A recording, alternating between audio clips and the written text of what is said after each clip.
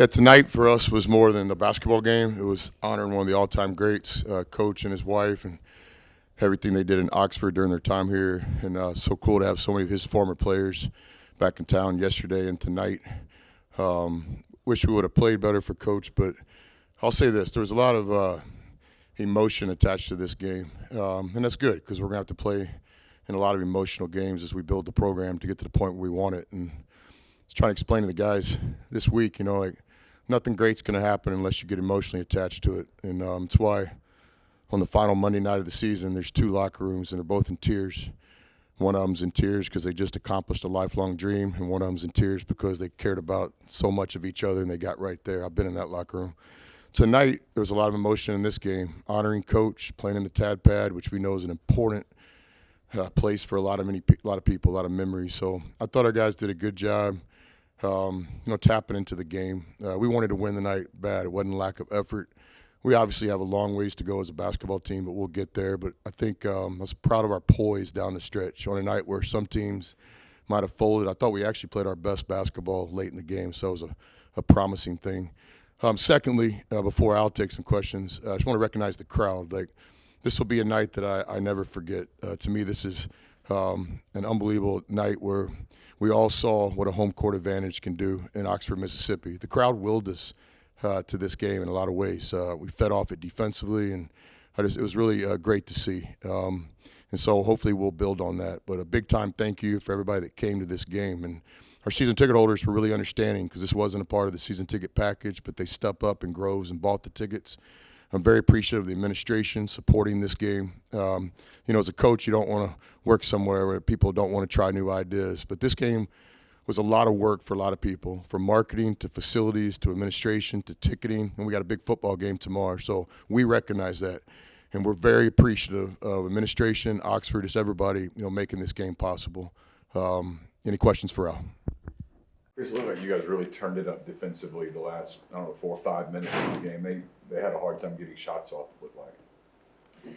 Yeah, when we were under that 8-minute timeout, which was closer to 6 or 7, I think, than 8, then we just talked a lot about, hey, let's just be the most aggressive team. No matter what happens in this last 7 minutes, let's don't be sitting there after the game looking each other in the eyes talking about what if or I regret that. Let's just go be the most aggressive team. And, I thought we did that. A lot of respect and credit to Sam Houston State. It's a good team.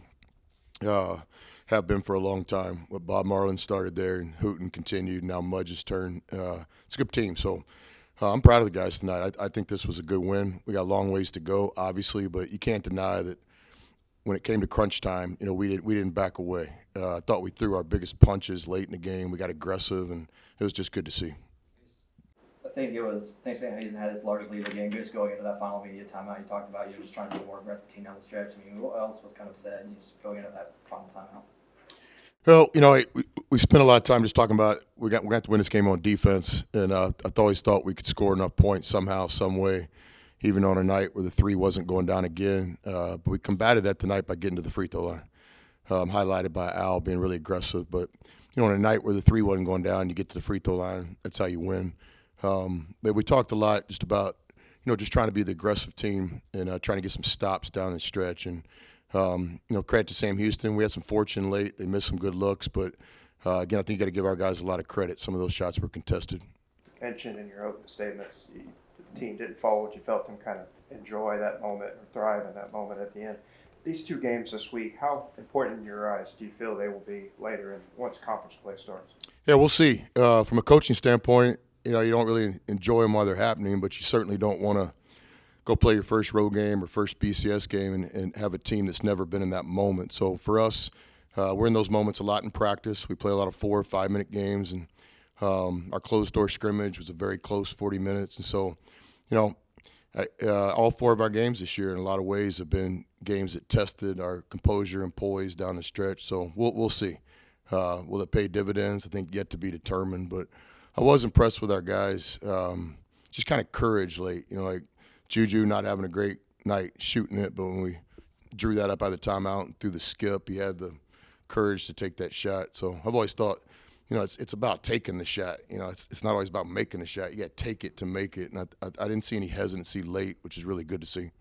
Chris, from a program building standpoint, with everything that you put into this event, I mean, how important was it to get a good result, just as far as getting people to invest in what you're doing? I actually thought about that a little bit down the stretch. You always kind of wonder what a coach is thinking about. I'm normally thinking about like enchiladas or, but no, I just kind of looked around and recognized all the work that went into this. Like it wasn't me. Like again, like a lot of Ole Miss staff have to work this football game tomorrow, and just a lot went into this game. And so, yeah, I felt like we really wanted to try to play well and win the game. I think we probably did 1 out of 2 in those regards, but no question about it. Every game on the schedule is important, period. But there are those games along the way where it's not about you, it's about somebody else. So I really wanted to honor Coach and Mrs. Evans tonight, and I'm just glad we got the victory. You mentioned it a little bit there with Al getting to the line, but team-wide, I know you weren't happy with that last time out. Was that an emphasis for you guys tonight? Yeah, absolutely. And that's a tell of a good team, a team that can improve or adjust or, do some things different from – half to half, from game to game. So certainly last game out, we kind of fell in love with the 3-point shot. I still think we're going to be a good shooting team. We'll see if my prediction's correct. But I thought while hitting shots last game, we weren't aggressive enough to get to the free throw line. And ultimately, to go win a big boy game in March, you got to have everything. You got to have 4 or 5 guys in double figures. We only had 2 tonight. We're looking for that 3rd, 4th, 5th score. You got to get to the free throw line. You got to make some shots. You got to have a low turnover game. You got to rebound. You got to keep the other team's best player from having a career night. So tonight we checked a few of those boxes. But obviously I thought we were really aggressive down the stretch, and the free throw line obviously was the difference in the game.